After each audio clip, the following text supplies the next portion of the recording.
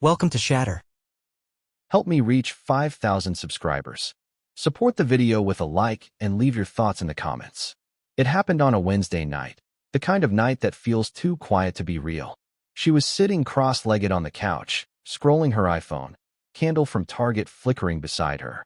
I stood by the doorway, still wearing my work boots, smelling faintly of oil and metal. She didn't even look up when she said it. "You can sleep somewhere else if that's all you want." It wasn't the words that hit me. It was how calmly she said them, like she was ordering takeout. Her tone had no anger, no sadness, just emptiness. For a second, I almost laughed. Because for months I'd been trying to fix us, like another machine on my desk, checking where the wires got crossed, where the circuit broke. But you can't fix something that doesn't want power anymore. The house smelled like lavender and burnt wax. There was a man's voice outside, faint, familiar. The neighbor, Ryan, the yoga instructor who always helped her with studio equipment. I'd seen him carry her yoga mats more times than I could count. I told myself it was nothing. That night, I didn't argue, didn't raise my voice. I just nodded, grabbed my jacket, and walked out. The silence between us stretched long enough to feel final. When I got into my Ford F-150, the dashboard lights reflected off the window, cold blue on colder glass. I didn't know where I was going, but I knew it wouldn't be home. I drove past our usual Starbucks, where she'd meet her friends after class. The lights were still on, the laughter still inside. And for a moment, I saw her reflection in every window. That easy smile she'd stopped giving me months ago. By midnight, I checked into a small motel off the highway. Clean sheets. No noise. No scent of lavender. Just static air and a slow-blinking TV that played the weather on repeat. It was peaceful in a way I hadn't felt in years. I thought about calling her, saying something, anything, but then I realized I didn't owe her a word. She gave me a choice. I took it. I lay there, staring at the ceiling fan turning above me, and for the first time, it wasn't guilt that kept me awake. It was clarity. By morning, her text came in. Just one line. "Come home." I didn't reply, not because I was angry, but because she needed to feel the silence she'd built. I fixed things for a living. But this wasn't broken. It was finished. I didn't go back the next day, or the one after that. I stayed in that motel off Route 12, drinking burnt coffee from the lobby machine and watching people pass by the parking lot like they had somewhere to be. I didn't. For the first time in years, no one was waiting for me to come home.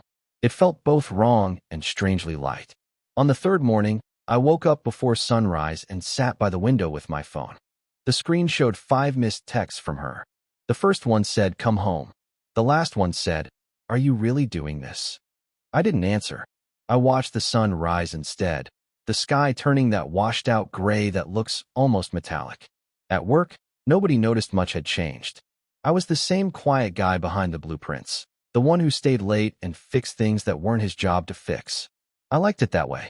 The noise in my head was already enough. But then came the first sign that something was off. At lunch, my colleague Dean mentioned he'd seen her, at the community gym, laughing with Ryan. He said it casually, like it meant nothing, but the words sat heavy. I just nodded and kept eating. That night, I drove past our street. Her car was still in the driveway. The porch light was on. Through the front window, I saw 2 shadows moving, hers and his. He was carrying something, maybe her yoga gear. Too close, too familiar. And then I saw her reach up, touch his arm. Just a second, but enough to shift everything. I didn't stay to see more. I just kept driving until the houses disappeared and the road turned black again. The further I went, the quieter it got. I stopped at a 24-hour diner, ordered eggs I didn't eat, and stared at my reflection in the window. I didn't look angry, just empty. She texted again later that night. "It's not what it looks like." I read it 3 times before turning the phone face down. By the time I returned to the motel, something inside me had changed. It wasn't jealousy anymore. It was calculation, that quiet kind of knowing that doesn't need proof to see the truth. She had pushed me away with her words. I simply walked where she pointed. And now, for the first time, she was the one waiting in silence. I took a deep breath, turned off my phone, and let the dark settle in. If she wanted space, she had it. All of it. It didn't take long for the signs to become obvious. Once you stop talking, you start seeing. When I finally turned my phone back on after 3 days, there were photos on social media, her studio's weekend retreat at the lake. She was there, of course, smiling, her hand resting just a little too close to Ryan's. It wasn't a scandalous photo, not the kind people gossip over. It was worse. It looked natural, comfortable. I studied the picture like I was reading blueprints, tracing details others wouldn't notice. Her hair tied up in that loose way she used to do when we were at the cabin. The necklace I bought her last Christmas glinting in the sun. His sunglasses hanging from her yoga mat. It wasn't an accident. None of it was. I scrolled down further and found the comments. Her students, her friends, all with heart emojis and words like energy and balance. I almost laughed, because that's what she always said when she started drifting, that she needed space to rebalance. I guess she found her center somewhere else. Still, I didn't block her. I didn't confront her. I didn't even look away. I just watched, observed, collected. An engineer doesn't break things. He studies them until they reveal their weak points. At work, Dean asked if I was okay. I told him I was fine. He didn't believe it, but he didn't push. He'd been through a divorce. He knew silence better than anyone. That evening, I parked near the yoga studio. From the truck, I could see through the front windows. The class had just ended.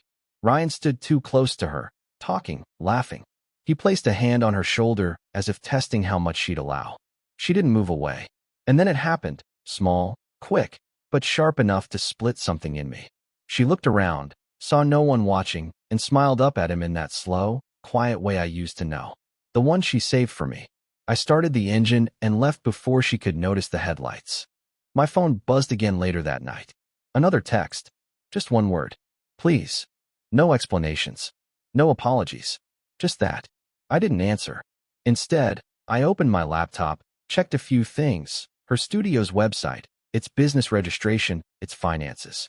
Ryan's name was there, buried in the list of contributors. A joint lease. Shared payments. So that was it. Not just emotional, not just proximity. It was partnership. I closed the laptop. The facts were clear. She hadn't lied in words. She'd lied in everything else. The night I found their shared lease, something inside me shut off. Not broke. Just clicked into silence, like a switch flipped to neutral. I didn't call her, didn't rage, didn't drive to her door. I simply packed my things from the motel, loaded the truck, and disappeared. No note. No goodbye. Just absence. I drove 3 hours north, to a small coastal town where no one knew me. Found a short-term rental through Facebook Marketplace, a bare apartment above a coffee shop that smelled like roasted beans and salt air. I paid for a month in advance, no questions asked. The woman at the counter handed me the key like she'd been expecting me. The first night there, I slept like a man who'd run out of thoughts. The ocean outside was rough, the wind pushing through the half-broken windows, but I didn't mind. It was honest noise. Her texts kept coming for the first few days. Long messages, emotional, then short ones that sounded tired. We need to talk. It's not what you think. Just come back. I read them all and replied to none. By the end of the week, the tone shifted. Are you really not coming home? You're being cruel. Then finally, nothing. The silence I'd wanted had arrived, and it was beautiful. I started walking along the pier in the mornings before work. No phone, no music. Just the sound of seagulls and the engine of a nearby fishing boat starting up.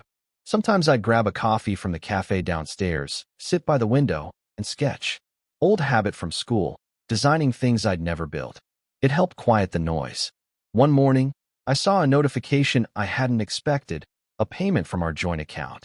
She'd transferred half of the rent money back to me, along with a short message. Didn't feel right to use it. That was her way of apologizing, I guess. Half measures, like always. Then, out of nowhere, I saw a post on her yoga studio's Instagram. The caption read, "Growth happens in silence." A photo of her sitting cross-legged, looking peaceful. Ryan wasn't in the frame, but I knew he was there. I could feel it in the way her smile curved, a little too practiced. That night, I turned off my phone again and let the room go dark. The sound of the waves was steady. For the first time, I realized I wasn't running from her anymore. I was just gone. A week after I vanished, I got a call from Dean. He never called outside of work, so I almost didn't answer. His voice was careful, the kind you use when you know the truth might hurt. He said there'd been a rumor going around, something about Ryan being in trouble. Money. The yoga studio. Something messy. I didn't say a word, just listened. After the call, I opened my laptop. I hadn't touched it in days. The internet at the apartment was slow, but I found what I needed. A post from one of the studio's suppliers, complaining about unpaid invoices. Then another, about a canceled event. I followed the trail until I found an email address, Ryan's. It wasn't hard to connect the dots. He'd been running the studio's finances behind the scenes, using her name, her reputation. She'd trusted him enough to give access, and he'd used it. I didn't need revenge. I just needed to turn the light toward the cracks and let them show. I sent one anonymous message. Not to her, not to him, to the landlord listed on their lease. A polite note with a few attached screenshots from public records. Nothing illegal, just truth.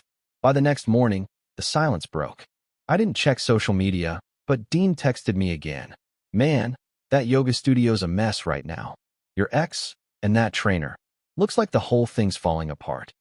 I didn't feel proud, just still, like I'd seen the ending before it came. That evening, I sat at a booth in a small diner near the harbor, the kind with peeling red vinyl and a constant smell of fried food. I watched the rain blur the window, phone face down beside the plate. Somewhere out there, she was watching everything collapse. The studio, the image, the balance she'd built her life around. I imagined her scrolling through her iPhone, panic rising as the comments turned sharp, the tone changing from admiration to suspicion. Did you know about the money? Where's Ryan? This doesn't look good for you. Maybe she tried to call me. Maybe she didn't. I wouldn't have known either way. I'd turned off notifications, let everything drown in quiet. Outside, the rain turned heavier. I paid the bill in cash and stepped into the dark street. My truck was parked under a flickering streetlight. For a moment, I just stood there, watching the reflection of the diner's neon sign ripple across the wet pavement. It felt like standing at the edge of something ending, not with noise, but with balance. Exactly the kind she'd been looking for. 2 days later, her name showed up on my phone again. Not as a call, just a message. I know it's you. That was all it said. No punctuation, no warmth. Just accusation wrapped in exhaustion. I didn't answer. I didn't need to. She wasn't wrong. By then, the story had already spread. The landlord had locked the studio, demanding payment. Students were posting about canceled memberships, unfinished classes, and how they never really trusted that guy Ryan anyway. He'd vanished, deleted accounts, phone disconnected, gone as fast as he'd appeared. She was left holding everything. Dean told me that she'd gone back to teaching online classes from home. She looks rough, he said quietly, like he almost felt sorry for her. I didn't. Not yet. One evening after work, I stopped at a small hardware store near the pier to pick up tools for a side project. The clerk recognized me from the diner and asked if I was staying long-term. Maybe, I said. And I meant it. I was starting to like the solitude, the order, the quiet rhythm of things.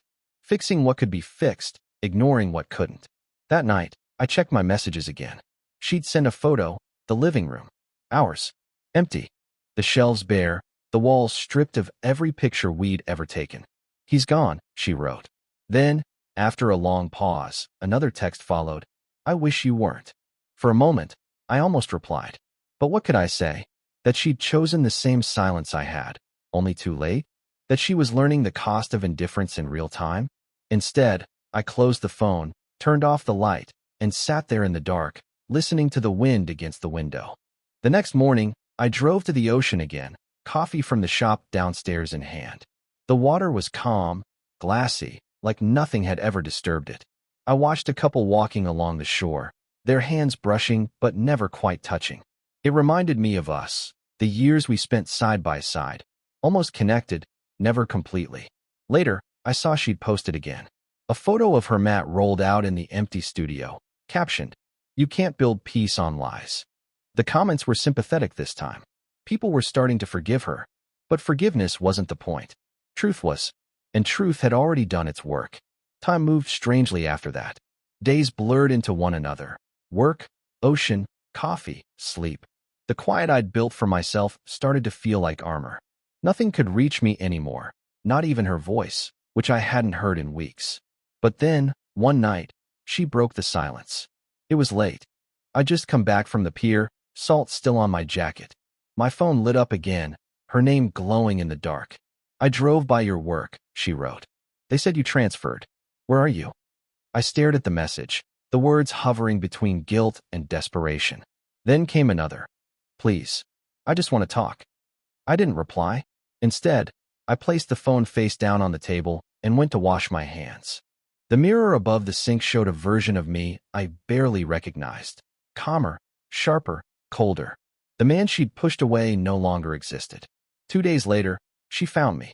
I came out of the cafe downstairs, coffee in one hand, and she was standing across the street. Same beige coat, same soft look she used when she wanted something. But this time, she looked smaller. Her eyes were tired, her voice hesitant. She said she'd been driving for hours, following guesses, half hoping I wouldn't actually be here. I didn't invite her in. We just stood there on the sidewalk, the ocean wind cutting between us. She started talking about the studio, about Ryan, about how everything had gone wrong. Her voice trembled when she said his name. Then she stopped, looked up, and whispered, I should have fought for you. I didn't say anything. Not because I didn't care, but because anything I said would have undone the silence that had already told her everything. She asked if I'd known about the money, about the studio. I nodded once. Her eyes widened, and for a second, I saw the realization hit her, that I hadn't vanished out of weakness, but out of clarity. She stepped closer, close enough for the scent of lavender oil to hit me again. Familiar, but no longer comforting. I took a slow breath, met her gaze, and said quietly, You told me to sleep somewhere else. So I did. The words landed heavy. She blinked, and for the first time, there was no defense left in her. Just silence. Then I turned, walked past her, and got into my car. I didn't look back. The ocean wind carried her voice somewhere I couldn't hear it anymore. The drive back to the apartment that night felt endless. Her face stayed in my mind like an echo, not because I missed her, but because something about her had finally shifted. The certainty was gone. The control she used to hold so effortlessly had vanished. She wasn't the calm, composed yoga teacher anymore. She was just a woman realizing what silence really sounds like when it answers back. I didn't turn on any music, just the hum of the tires on wet asphalt. I thought about how many nights I used to drive home replaying her words, trying to figure out how to fix what she'd broken between us. But now, I wasn't looking for repair. I was watching the pieces settle exactly where they fell. She texted again later that night. A paragraph this time, long, desperate, written in that uneven rhythm of someone who doesn't know where to begin. She said she hadn't meant what she said that night, that she'd been tired, lonely, lost. She wrote that Ryan wasn't what she thought he was, that she'd confused closeness for comfort. I read it twice. Then I deleted it. Not out of anger, but because I didn't need her words anymore. I'd already lived through them once. The next morning, I drove out to the cliffs before sunrise. The ocean was violent that day, the kind of waves that seemed to want to erase everything they touched. I sat on the hood of my car, coffee in hand, watching the horizon burn gold through the mist. For the first time, it felt like peace, not forgiveness, not revenge, just stillness. Later that week, Dean called again. He said she'd stopped teaching altogether. The studio was gone, her classes canceled, her followers dwindling. He mentioned she'd gone back to the same house, alone. I could hear him pause, waiting for me to say something. I didn't. That night, I scrolled through my photos. There was one of us at the old lake cabin, taken long before things changed. She was laughing, sunlight in her hair, reaching for me. For a second, I almost forgot what came after. Then I remembered the way she'd said it. You can sleep somewhere else if that's all you want. So I did. And somewhere between the silence and the salt air, I'd learned how to live there. Weeks passed before I heard from her again. Long enough for her number to feel like an unknown one when it finally appeared on my screen. I almost didn't pick up, but something in me wanted to hear how her voice would sound now. After the collapse, after the silence. It was softer, slower. She said my name like it tasted different now. She told me she was sorry, not in the way people apologize to end a conversation, but in that broken, breathless way of someone who's run out of ways to fix anything. She said she missed the way I used to come home smelling like steel and sawdust, that she missed the steady quiet I brought into every room. I let her talk. The words spilled out, one after another, like confessions she'd rehearsed in her head for nights. She said the house didn't feel like home anymore, that she couldn't stand the silence now that it didn't belong to her. I didn't interrupt. I wanted her to hear herself. When she finally stopped, I said only one thing. I told you everything you needed to know when I left. There was a pause, long and heavy. Then she whispered, "You're not coming back, are you?" I didn't answer. After the call, I sat in the dark, phone still glowing in my hand. The apartment smelled faintly of coffee and salt air. Somewhere outside, a boat horn echoed across the water. It felt distant, peaceful. Later that night, I saw her latest post online. A single photo, her old yoga mat rolled tight, set by the trash bin outside the studio. The caption read, "Letting go doesn't mean you stopped caring.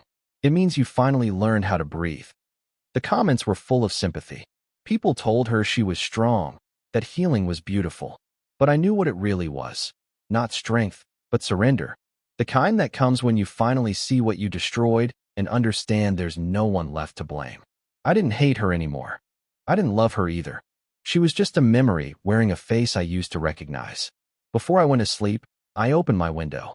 The ocean wind rushed in, cold and clean. I realized I didn't need to forgive her. The silence between us had already done that for me. A month later, I went back. Not for her, just to see what remained. The drive down felt strange, familiar roads turning into ghosts of places that once meant something. The trees were bare, the air colder. It wasn't nostalgia that pulled me there, it was closure. Engineers always go back to the site once the dust settles, to see what held and what collapsed. When I turned onto our old street, it looked smaller than I remembered. The same mailbox leaned slightly forward, the porch light still flickered.